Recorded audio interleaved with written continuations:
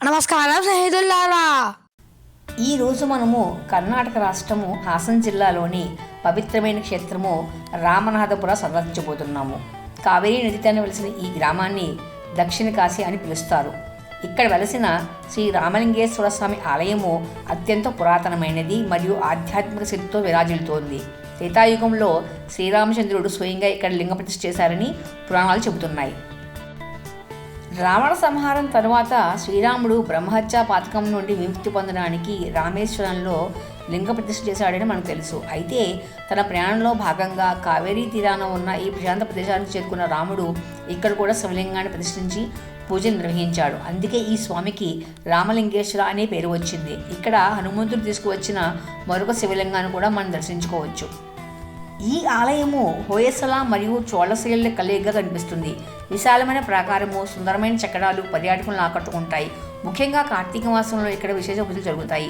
ఆలయం పక్కనే ప్రవహించే కావేరీ నది స్నానం ఆచరించడం వల్ల పాపాలు తొలగిపోతాయని భక్తుల నమ్మకము.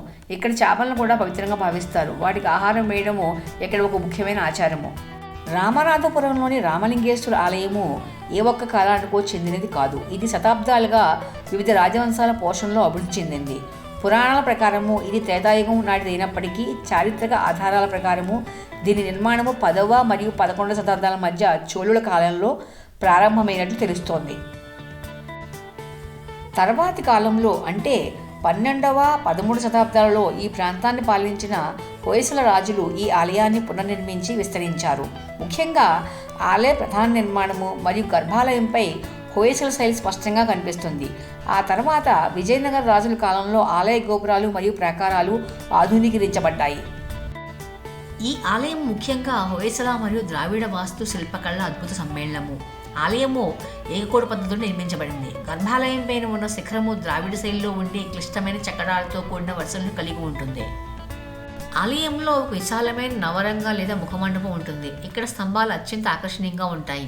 హోయసల శైలిలో కనిపించే లేత్ టర్న్ స్తంభాలు అంటే చక్రం మీద తిప్పినట్లుగా నునుపుగా ఉండే రాతి స్తంభాలు ఇక్కడ ప్రత్యేకత.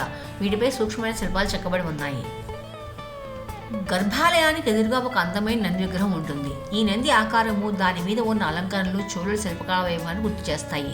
ఈ ఆలయానికి ఉన్న మరో విశిష్టత ఏంటంటే నదీ తీరం నుండి ఆలయం వరకు ఉండే మెట్లు. దీనినే సోపాన మార్గం అంటారు. భక్తులు నదిలో స్నానం చేసి నేరుగా ఆలయానికి వచ్చేలా దీన్ని నిర్మించారు. కేవలము ఆధ్యాత్మికత మాత్రమే కాదు, ప్రకృతి ప్రేమికులకు కూడా రామనాథపుర ఒక స్వర్గము. నది ఒడ్డున ఉండే ప్రశాంతత మనసుకు ఎంతో హాయినిస్తుంది. మనస్సుకు ప్రశాంతతను, ఆత్మతృప్తినిచ్చే రామనాథపుర రామలింగేశ్వర స్వామి ఆలయాన్ని మీరు తప్పక సందర్శించండి. హాసన్ నుండి లేదా మైసూరు నుండి ఇక్కడ చేరుకోవడం చాలా సులభము. ఈ గ్రామంలో కేవలం రామలింగేశ్వర ఆలయమే కాకుండా చుట్టుపక్కల అగస్త్యేశ్వర, సుబ్రహ్మణ్యేశ్వర మరియు లక్ష్మీ నరసింహస్వామి ఆలయాలు కూడా ఉన్నాయి. అందుకే దీన్ని పంచక్షేత్రం అని కూడా అంటారు.